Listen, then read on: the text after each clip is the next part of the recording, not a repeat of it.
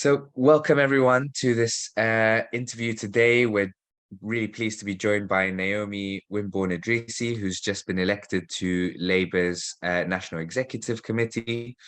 And we're very grateful that you've been able to take the time out to speak to us today. I wanted to start by congratulating you on your victory. And yeah, and say, well, so 4 out of 5 of the grassroots five, the kind of left-wing candidates who were running for the NEC got elected, which I think is brilliant. But we also saw that compared to the last NEC elections, there was a significantly lower voter turnout. So I wanted to start by kind of asking you, what your assessment was of the left and the Labour Party, and where you think they're at. Yeah, thanks, Shabbir, and thanks very much for having me on. Actually, I think we can be fairly pleased with the results. First of all, it was fantastic working with 13 groups, all united and working very well together to try and get 5 grassroots candidates elected. And that coalition will continue, by the way. We definitely want to keep both to support the left-wingers who are on the NEC and to look at sort of wider developments on the left from now on, which is going to be so important. So that's a really, really positive thing. The other thing is looking at the turnout. This is something I was very worried about because we know that we've lost members as a party, at least 150,000 down on the end of Jeremy's tenure as leader, maybe more now. And clearly an exodus of people on the left because they've been either suspelled or expelled. That's a good word, isn't it? Suspended or expelled, or they've left in despair, and there are many of those. So we were pretty worried that simply the constituency had shrunk and it would be difficult to get left-wing voters to turn out at all. Well, the reason I'm saying it's optimistic, because that was difficult, is that the right had the same problem. And I was quite surprised at that there's a certain amount of equality there in the number of people in the Labour Party who are committed enough to take part in an election, which isn't a huge commitment, obviously. One has to cast a vote and it's a bit fiddly and complicated, but it's not like, consistently going out and joining picket lines or rallies or anything, or canvassing. So in a sense, we needn't be too despondent about the impact for us as people on the left of the low turnout. And it's bad generally. I mean, it reflects very badly on the party as a whole. So few members were bothered about the election. Maybe they have an accurate assessment of how important the NEC actually is, because although it's formally the governing body of the party between conferences, well, as we know, there's not a great deal of respect for democracy within the party now. Conference decisions are widely ignored, conference is managed, and the NEC is a rubber stamp. So there's very few of us on the NEC who are going to be, pricking away, trying to make some sort of impact from the left. I would say probably 8 or 9 people with the CLP section, 4 of us, and a few of the trade union delegations as well. By the way, we mustn't forget to say what a shame it is that Mish Rahman did not get re-elected, because he has been an absolute stalwart CLP representative, and I hope he'll be giving us the benefit of his expertise from the outside, and we'll welcome him back in at a later stage. Yeah, absolutely. And thanks for that. And I mean, as well as kind of the congratulations and I guess even relief in some parts of the left, obviously there's predictably been attacks on you from kind of the right of the party, from some organizations that have kind of been consistently anti Jeremy Corbyn and the left, and the right wing media. And so and I was just wondering if you could say something about that and kind of what your response is. Yeah, well, obviously we were expecting a backlash I have been very surprised at how quickly and how ferociously it has arrived. Obviously, it was planned in advance. I suspect that the people who find the prospect of a Jewish woman on the NEC quite frightening, we knew that they would be planning in advance, probably assuming that I wouldn't get elected. So hence there might have been a bit of a last minute rush to get the attacks out. It has been quite extraordinary. I mean, my response really is to say, if people feel the biggest danger on the left in Britain today is from one Jewish woman, who I think I'm going to be the only Jew on the entire NEC, which has going on 40 members. The idea that this one Jewish person appearing on the National Executive Committee of the Labour Party is such a terrible threat is quite bizarre, actually. I mean, the hysteria behind it is quite extraordinary. And my response really is to say to the people within the Labour Party, on the right of the Labour Party, who are going along with this, do they really think it's a good look to the electorate that a party would be countenancing and failing to defend someone against this sort of hysteria? What the normal public think? Oh dear, there's a member of Jewish Voice for Labour on the NEC instead of being a member of the Jewish Labour movement. I mean, it would be utterly meaningless and baffling to them. So yeah, I feel my response is not to respond to individual attacks at all, and to point out the absurdity of this, and to point out also that obviously, regrettably from the point of view of those making the attacks, there's a huge constituency of people who need this sort of representation, who need people like me on the executive expressing their views about the current state of politics in this country. And that's where we get to the important stuff, isn't it? You know, what's if the NEC is going to make any impact at all, it should be trying to steer the Labour Party towards expressing the fears and the concerns of the people out there in the country who need to get rid of this Tory government and need radical transformative policies which will shift the balance of power in the country, and so on and so on. Yeah, absolutely. And yeah, I mean, first and foremost, solidarity with you against some of the ridiculous things that are coming out, and yeah, and good luck in kind of challenging them. But yeah, I think where you and a good segue for my next question, which is just about the monumental crisis we're all facing, and this kind of war on working people by the Tory government.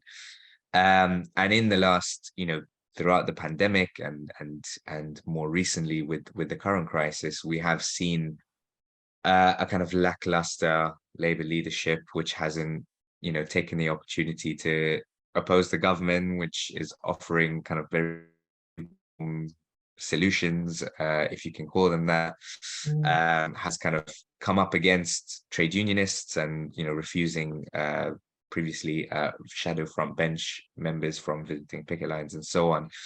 And I think, like you said, a lot of people right now are afraid about, the energy bills they're going to be receiving, about the soaring costs and their low wages and so on. So yeah, so where do you see the kind of initiative that can be taken by you on the NEC, by the left in the Labour Party generally, in terms of I guess pushing the Labour leadership, but also in terms of a kind of wider movement against these things and the relation with the trade unions? Yeah, kind of what are the things that you're going to be pushing for, and where do you see the role of the left in the Labour Party at the moment? Yes, well, of course, there are lots of people on the left who are now dismissing the Labour Party as a worthwhile focus for their activity. I understand that, given the horror show that it's been, one has become, and it's worsening really. But it is the locus for the organised labour movement in this country, has been historically for well over 100 years, and there is no imminent prospect of something structured and organised taking its place.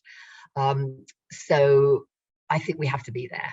And that's why I bothered to stand, because I think there are still, obviously the votes show there are still many thousands of people inside the Labour Party who want to use their position there for good. So, you know, it's important that we relate to them. However, there are also growing movements that don't rely on the Labour Party and its structures. And thank goodness for that, because we'd be really stuck, and the working class would be really stuck if it weren't for that. So I'm thinking, of course, of the Enough is Enough campaign, which I think is probably an attempt to drive the Labour leadership into taking the struggles of the working class seriously. And also grassroots movements popping up all over the place against deportations, against evictions, against, you know, people running rent strikes and the Don't Pay campaign. And also, very importantly, campaigns against the attempts to divide us along racial, ethnic or religious lines. So that's the sort of perspective that I'll be coming from on the NEC. And within the NEC, taking up particularly things like public ownership. I mean, this is such a fundamental socialist principle, which clearly the current leadership is very uneasy about, because it is obsessed with making itself appear to be a safe pair of hands for the capitalist run economy. That seems to be its main aim. That's, I think, behind its drive to push out people on the left, people who had any sympathy with Corbyn. I mean, they treat Jeremy Corbyn as some kind of virus carrier, like a pandemic, like a sort of left-wing version of COVID that has to be sort of driven out of the party, and they're doing that. They're really working on that. So we have to resist that, and we have to push for policies that will in-source what has been outsourced, which will bring back into public ownership all those services that we know should be run for the benefit of all the people. So that's a major thing. The other thing, I mean, I'm focusing on some pretty specific things here, but the Forde report. The Forde report gives us a lot of ammunition for democratizing the party, for pointing out that everything that the left has said is wrong internally for a long time has been true. You know, that we did have people inside who were conniving and plotting and scheming to prevent Jeremy Corbyn's success as Labour leader, to prevent the party succeeding under his leadership electorally.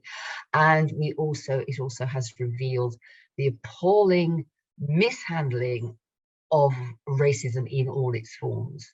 So not only have they sidelined people like myself and Jewish Voice for Labour, who could have been contributing to handling the way anti-Semitism had blown up as a huge issue, way beyond its actual significance, but I have to be careful about saying that, because that could be an excuse to suspend me tomorrow. And also the question of racism against Black and Muslim people. It's absolutely horrendous, and it has to stop. I went to a rally yesterday where Diane Abbott and Belwood Bureau Addy were present, excellent Black MPs, as you know, and it was a rally outside Westminster called by a little group called Campaign Against Afrophobia. And what they've done is they've looked at the Forde report, and they've identified allegation 6. I don't know if people watching this would have seen the Forde report. There's a lot in it, and a lot of it is sort of very apologetic, and on the one hand, on the other hand, which is annoying from our perspective, but there's a lot of meat in there that is really relevant to what we'll be trying to do in the Labour Party. Allegation 6 is that, basically, I can't remember the exact wording, but it's basically saying that the Labour Party has an institutional problem of racism and discrimination. That's a really serious charge, and it is detailed with evidence in the Forde report. And what has been the reaction of the current leadership? Oh, but it's all fine now. Now I'm in charge, from Keir Starmer. And Black members are absolutely outraged about this, and they're not going to let it drop. I, as a Jewish person who sees the fumbling and mismanagement of this whole anti-Semitism crisis as a disaster, I'm not going to let it drop either. And we are going to be working together on this one. It's they have got to acknowledge the systemic racism that exists within the party against Black and Muslim people in particular. the way they've allowed a hierarchy of racism to develop, and Forde actually uses that terminology, because of the focus on anti-Semitism as opposed to other forms of racism and discrimination. And they are actually, there's so much evidence that Black and Muslim members are getting short shrift throughout the party at all levels when it comes to, for example, selection of people for as council candidates, certainly as parliamentary candidates, just holding posts within the party. The level people being suspended on specious grounds, so many of them are Black and Muslim members, and it has to stop if the Labour Party is going to be serious. Do they represent Black and ethnic minority people in this country? There's the point made at their rally yesterday, which was very passionate and heartfelt, was, my grandparents came over on the Windrush or during that period, and automatically they voted Labour. No other option ever occurred to them. And that has been the case for decades now. Don't take us for granted, people are saying. Don't assume that just because we come from a disadvantaged section of the population, we're automatically going to vote for you. That obviously applies to the white working class as well these days. So if Labour Party is to have a role, it's got to tackle that issue. It's going to be tough because there's a lot of resistance to taking it on board. Thank you very much, Naomi. That was really insightful, and all solidarity with you in the struggles ahead, and we're with you. And yes, and I'm sure we'll be seeing much more of you kind of on the streets as well as in the Labour Party. That's right. That's right. Yes. So yeah, thanks again for taking the time to speak today. Thanks to you. Thanks to everybody listening. And do please, anything you can do to support us in, whether it's financially, in litigation, or or on the streets politically and on Twitter and so on. It's all very much welcome. So thank you to everybody at Cancer Fire.